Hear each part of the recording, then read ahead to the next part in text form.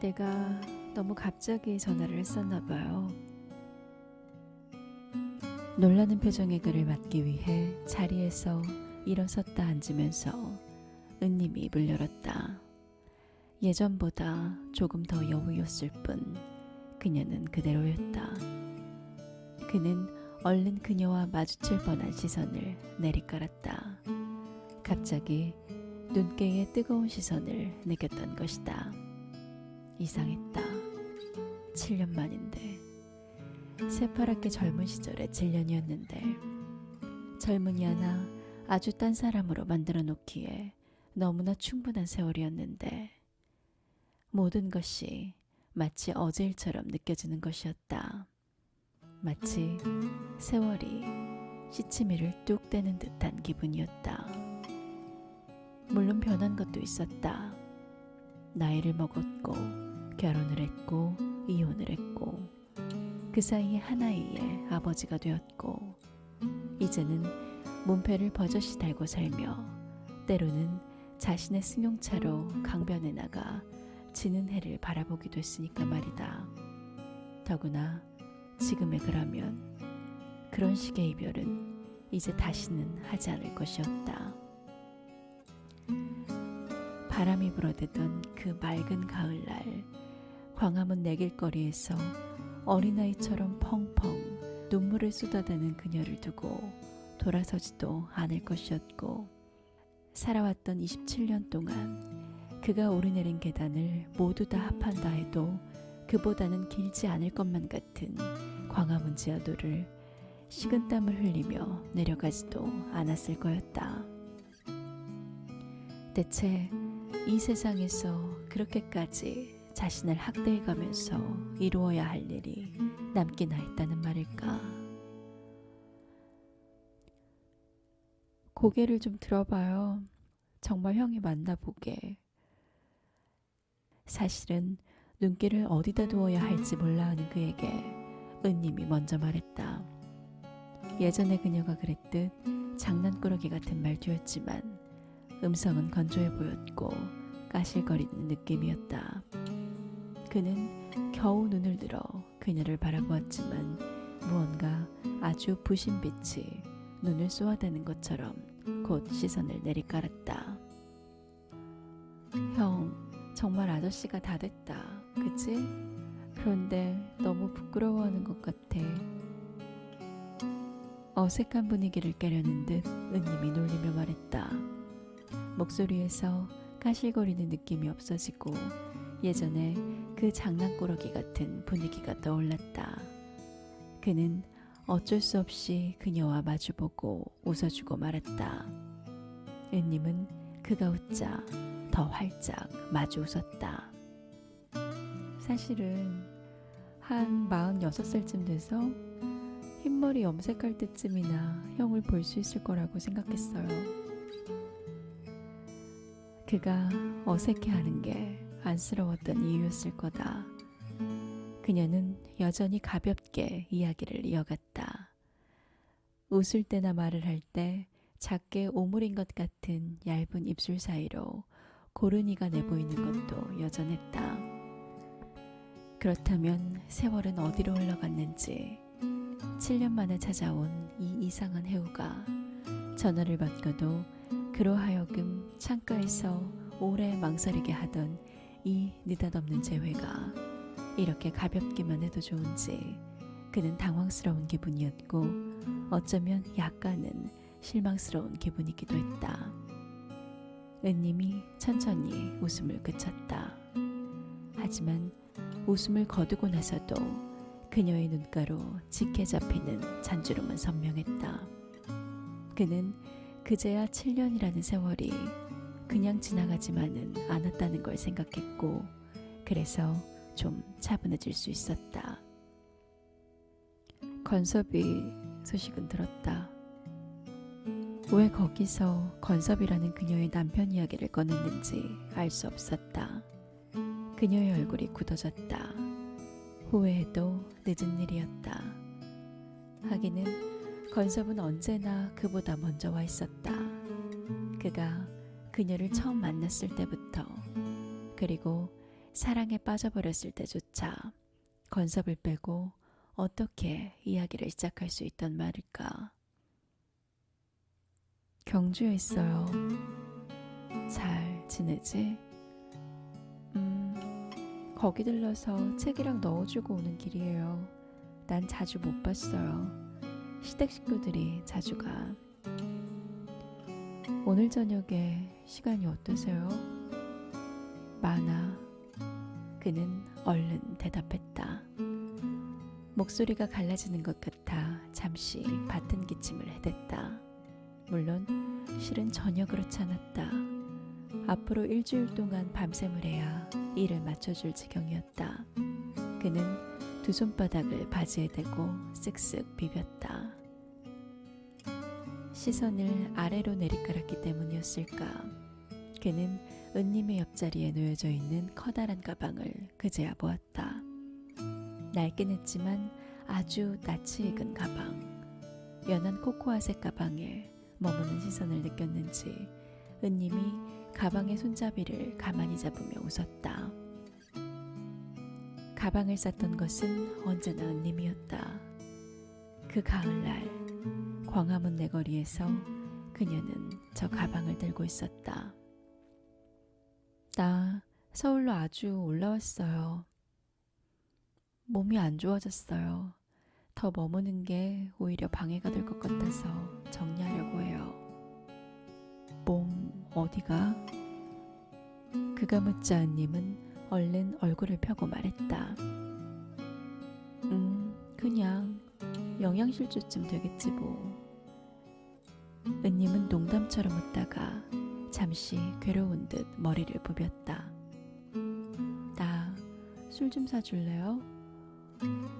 은님은 다시 한번 말했다. 낮은 음성이었는데 그때서야 그는 그녀 속에서 차분히 가라앉은 30몇 살을 발견하는 기분이었다. 그는 먼저 일어서면서 은님의 곁에 놓였던 가방을 들었다. 가방은 생각보다 가벼웠다. 이제 다 정리하고 서울로 왔다는 은님의 짐이 이렇게 가벼워도 좋을까? 잠시 생각했지만 그는 성큼 앞장을 섰다. 이 가방 참 오래 들고 다니지. 7년 만이죠? 그가 고개를 끄덕였다. 7년 만에 만나서 이렇게 좋은 기분으로 마주 앉아 있을 수 있는 사람이 있다는 게 나쁘지 않네요. 좀 늦었지만 자, 건배해요. 둘은 가볍게 술잔을 부딪혔다. 500cc짜리 잔을 3개쯤 비웠을 때던가 그는 비로소 그들 둘이서 그동안 어떻게 지냈다든가 지금은 무엇하고 사느냐든가 하는 이야기는 한마디도 주고받지 않은 걸 깨달았다. 은님이 건섭과 함께 울산으로 떠났다는 소식이 끝이었다. 건섭의 소식은 요 얼마 전 신문에서 읽은 것이었다. 아니, 사실을 이야기하자면 요 몇 년간 그는 아무 정보도 갖고 있지 못했다. 서울로 돌아온 지 벌써 햇수로 3년이 다 되고 있었다. 그리고 그는 예전의 사람들과는 아무와도 연락하지 않고 지내고 있었다. 서울 오니까 겨울 같아. 경주랑 창원은 아직 견딜 만큼 따뜻한데 이제 또 겨울이겠구나. 딸내미가 있다면서요. 그렇게 여전히 창밖으로 시선을 던진 채 은님이 물었다.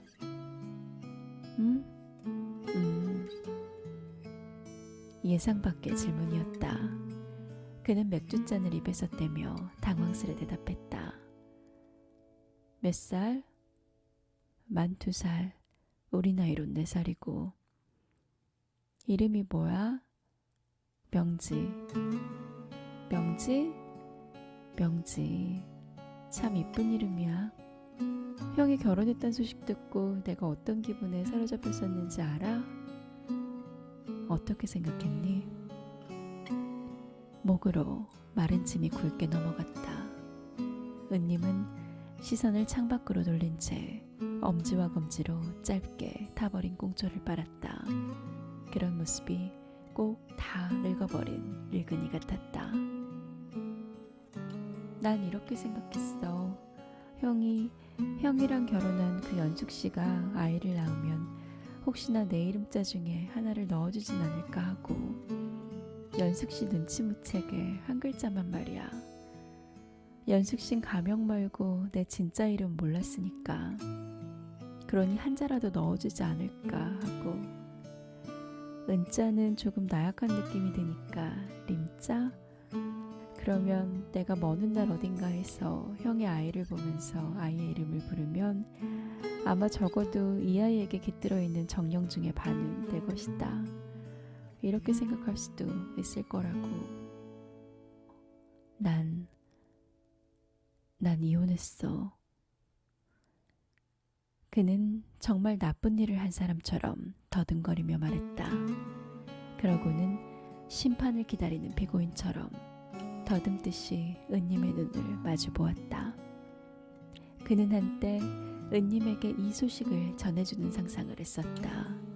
은님이가 형, 왜 그랬어? 하고 물어주기를 기다린 적이 있었다. 그러면 그는 말하려 했었다. 모르겠니? 그걸 정말 몰라서 묻는 거니? 하고. 하지만 그는 지금은 은님이 침묵해주기를 바랬다. 생각해보면 은님이 때문도 아니었고 아내 연숙 때문도 아니었다. 천주교도처럼 새삼스레 모든 게 내 탓이오 하고 말하고 싶은 기분도 아니었다. 그냥 사는 게 그랬어. 살다 보니 일이 그렇게 돼버린 거야. 내가 아까 전화에 대고 말했던 것처럼 모든 게 사실은 그냥 우스운 일이었는지도 몰라. 그땐 그랬잖니? 그럴 수밖에 없다고 생각하던 시절이었잖니? 그는 갑자기 은님 앞에서 그렇게 소리라도 지르고 싶은 기분이었다. 그녀 앞에선 그냥 그렇게 무작정 무책임해도 될 것 같은 기분을 느끼는 것이었다. 은님은 입을 열지 않았다. 은님이 그토록 침묵해주기를 바란다고 생각했으면서 그는 갑자기 힘이 쭉 빠져나가는 걸 느꼈다. 담배 한 대 다 태울 즈음에 침묵이 흘렀다. 그는 아랫입술을 앙다물었다가 다시 입을 열었다. 그리고 난 지금은 사귀는 여자가 있어.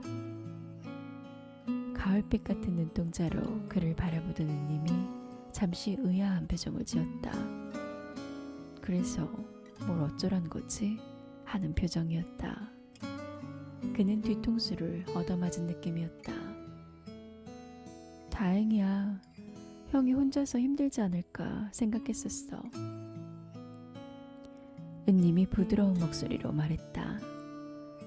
사람들이 형을 나쁘게 이야기하는 걸 들었댔어. 연숙 언니를 버렸다고.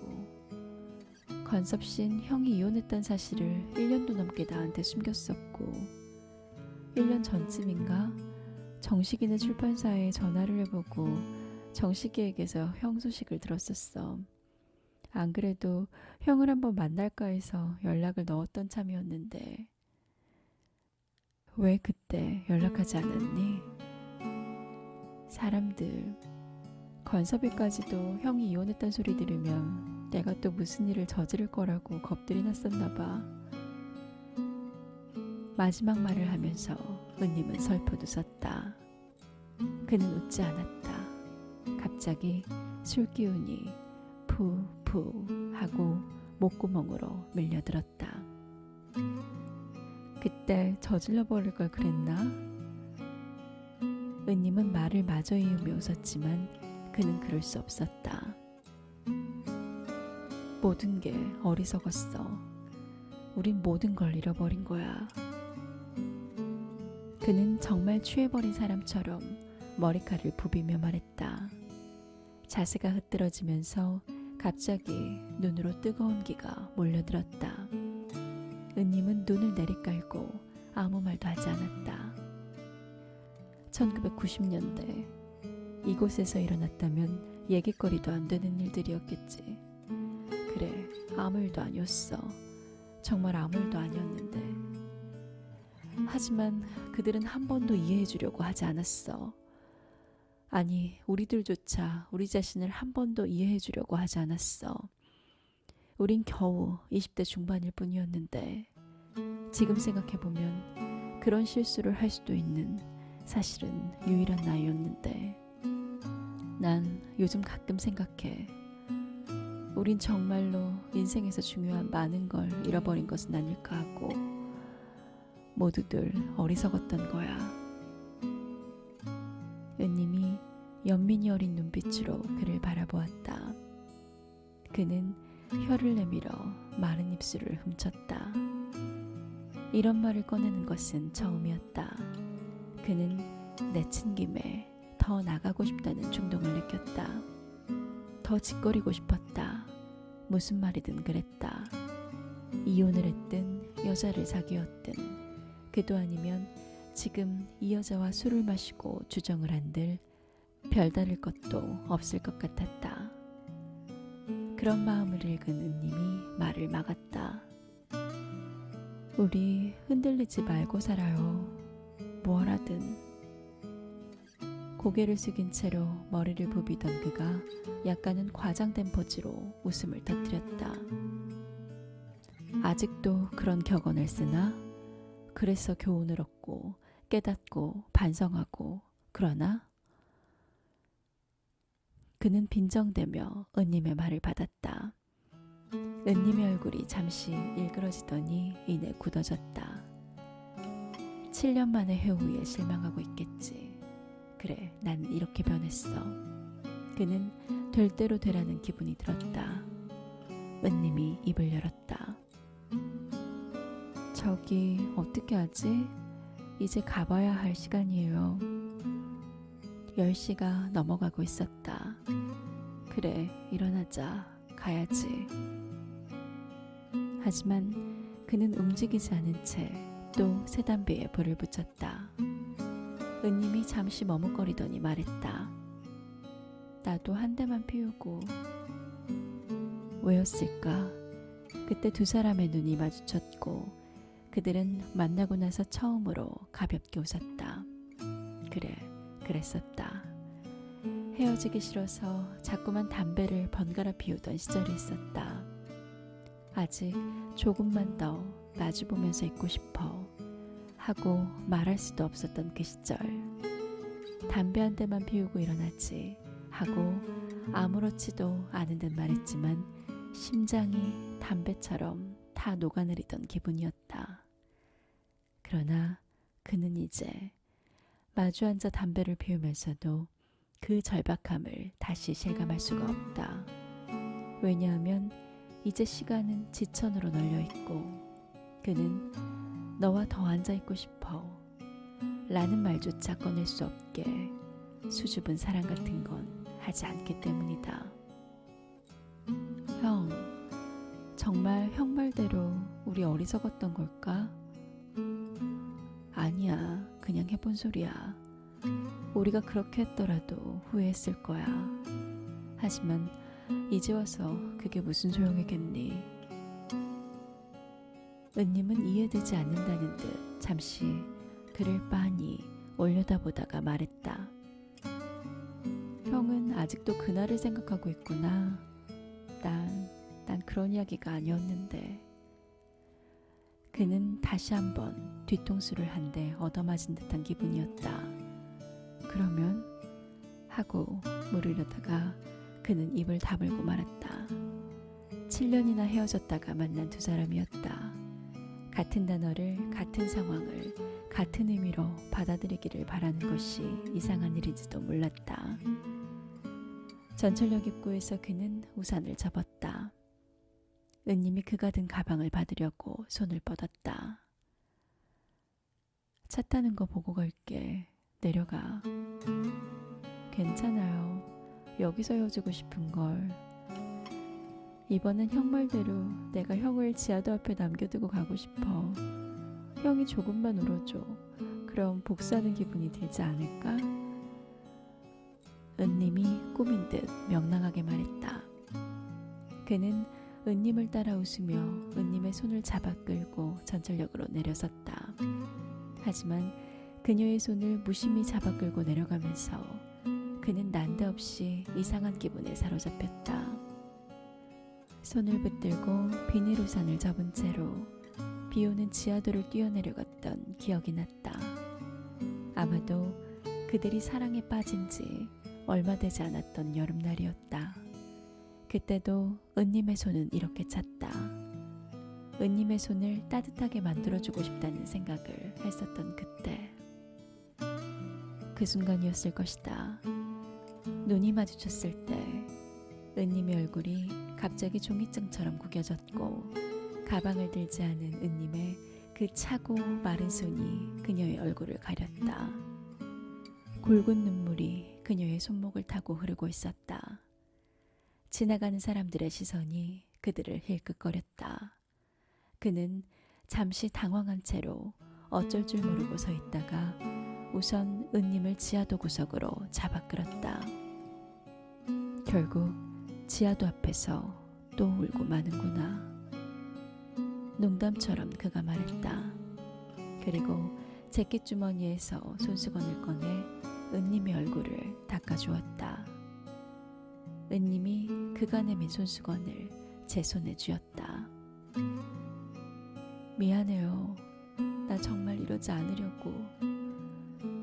말을 다 마치지도 못한 은님의 얼굴 위로 다시 눈물이 흘렀다. 그는 은님의 머리를 제 가슴으로 끌어당겼다. 은님을 엉거지춤 안고선 그의 어깨로 뻐근한 통증이 스치고 지나갔다. 왜 우는지 도무지 알 수 없었지만 32살이나 먹은 여자를 이 지하도 한가운데에서 울게 만드는 것이 대체 무엇인지 알 수 없었지만 느낌은 있었다. 말하자면 은님의 가슴 속에 가을비가 내리고 있는 거다 라고 그는 생각했다.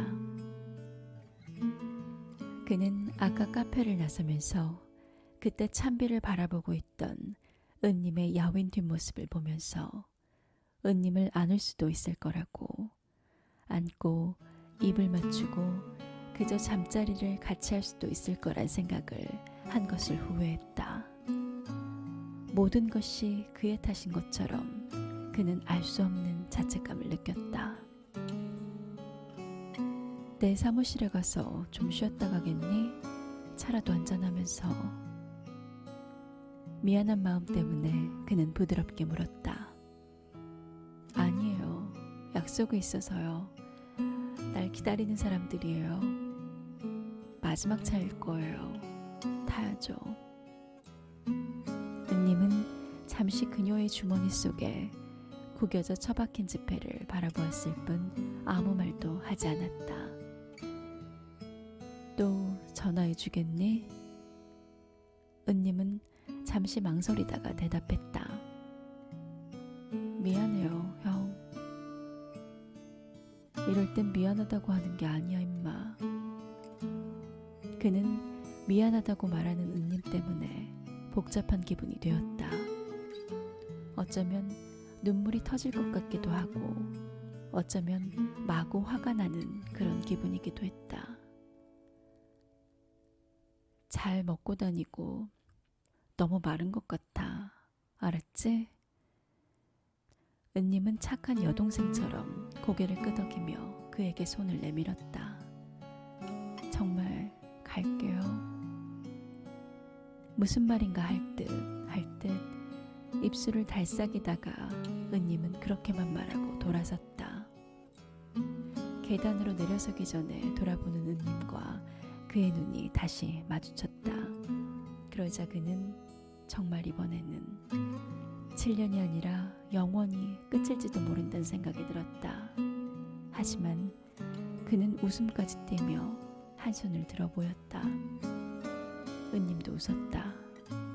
그는 돌아선 은님이 계단을 따라 사라지는 것을 끝까지 바라보고 서 있다가 발길을 돌렸다. 우린 어리석었던 걸까?